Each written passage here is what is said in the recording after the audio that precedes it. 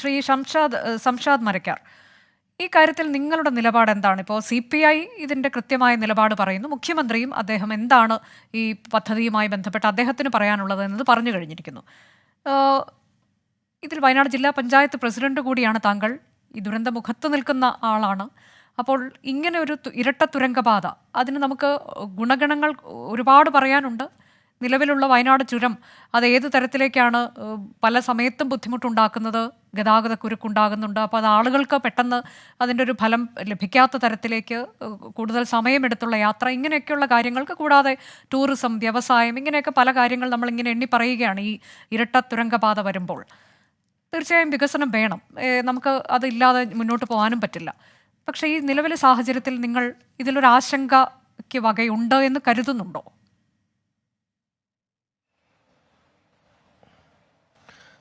തീർച്ചയായും വികസനം ആവശ്യമുണ്ട് എന്നുള്ള കാര്യത്തിൽ തർക്കമില്ല. പക്ഷെ ആ വികസനത്തിൻ്റെ ഗുണഭോക്താവ് എന്ന് പറയുന്നത് ആദ്യം ആ പ്രദേശത്തെ ജനങ്ങളാണ്. അപ്പോൾ ഒരു ജനത്തിൻ്റെ മുന്നോട്ടുള്ള പ്രയാണത്തിന് വേണ്ടിയിട്ടാണ് നമ്മൾ വികസനം കൊണ്ടുവരുന്നത്. അതിൽ നിന്നും റോഡുകളും പാലങ്ങളും തുരങ്കപാതയൊക്കെ ജനത്തിന് വേണ്ടിയാണല്ലോ.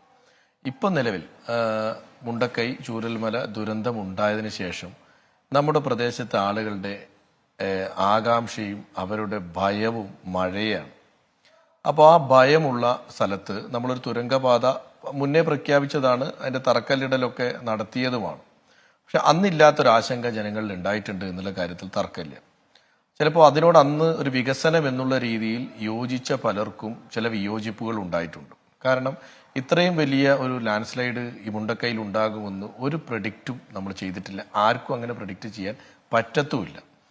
അത് ഒരിക്കലും നമ്മൾ ബാധിക്കില്ല എന്നും നമ്മളുടെ പല റിപ്പോർട്ടുകളിലും വളരെ സേഫായിരുന്നു എന്ന് പറയുന്ന ചൂരൽമലയിൽ പോലും അതിൻ്റെ ആഘാതം ഉണ്ടായൊരു സ്ഥലമാണ്.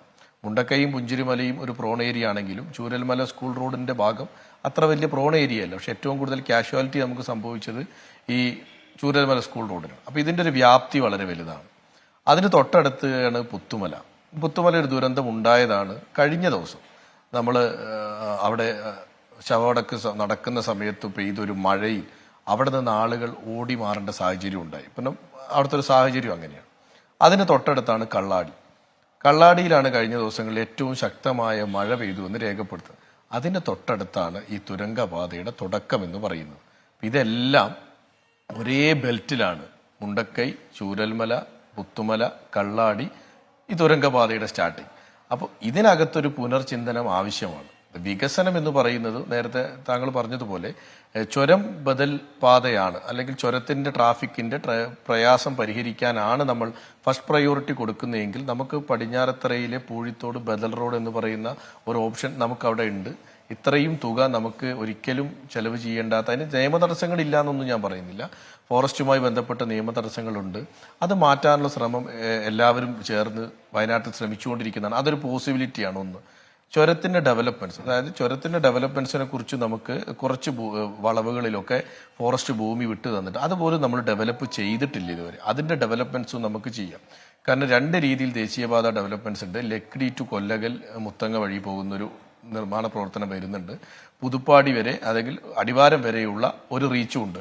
അതിനിടയിൽ ചുരം മാത്രമാണ് വീതി കൂട്ടാതിരിക്കുക. പക്ഷെ അവിടെ ഒരു 2 or 3 വളവിൽ വീതി കൂട്ടാനുള്ള അനുമതി നമ്മളുടെ കയ്യിലുണ്ട്. അപ്പോൾ അതും നമുക്ക് പ്രയോറിറ്റി ആയിട്ട് കൊടുത്തു കഴിഞ്ഞാൽ കുറച്ചൊക്കെ ട്രാഫിക്കിംഗ് പരിഹരിക്കാൻ പറ്റുമെന്നുള്ളതാണ്. അപ്പൊ തുരങ്കപാതയിൽ ഇപ്പോൾ ആശങ്ക എന്ന് പറയുന്നത് അത് ഒരു വികസനം വരണ്ട എന്നുള്ളതല്ല, ജനത്തിന്റെ നിലനിൽപ്പിനെ ബാധിക്കുമോ എന്നുള്ള തരത്തിലൊരു ആശങ്ക ഉണ്ടായിട്ടുണ്ട്. ഈ ആശങ്ക പരിഹരിക്കുമെങ്കിൽ ഇനിയിപ്പോൾ നമ്മൾ ഉരുൾപൊട്ടൽ ഉണ്ടാകുമോ എന്ന് പഠനം നടത്തും എന്നാണ് പറയുന്നത് എന്നുള്ളതാണ്. വയനാട് ജില്ലയിൽ എല്ലാ പഠനത്തിലും ഉരുൾപൊട്ടൽ സാധ്യത കൂടുതലുള്ള ജില്ലയിൽ ഒന്നാണ് വയനാട്. അതിലൊരു തർക്കവും ആർക്കും ഉണ്ടാവുമെന്ന് ഞാൻ കരുതുന്നുമില്ല. അപ്പൊ അങ്ങനെ നമ്മുടെ എല്ലാ പഠനത്തിലും ഉരുൾപൊട്ടൽ സാധ്യതയുള്ള ആളുകളാണ് വയനാട്. ഈ പ്രദേശവും അതിൻ്റെ ഒരു ഏരിയയാണ്. അപ്പൊ അവിടെ നമ്മളൊരു തുരങ്കപാത നിർമ്മിക്കണമോ എന്നുള്ളത് സർക്കാർ ഒന്നും കൂടി പുനരാലോചിക്കേണ്ട ആവശ്യം ഉറപ്പായും ഉണ്ട്.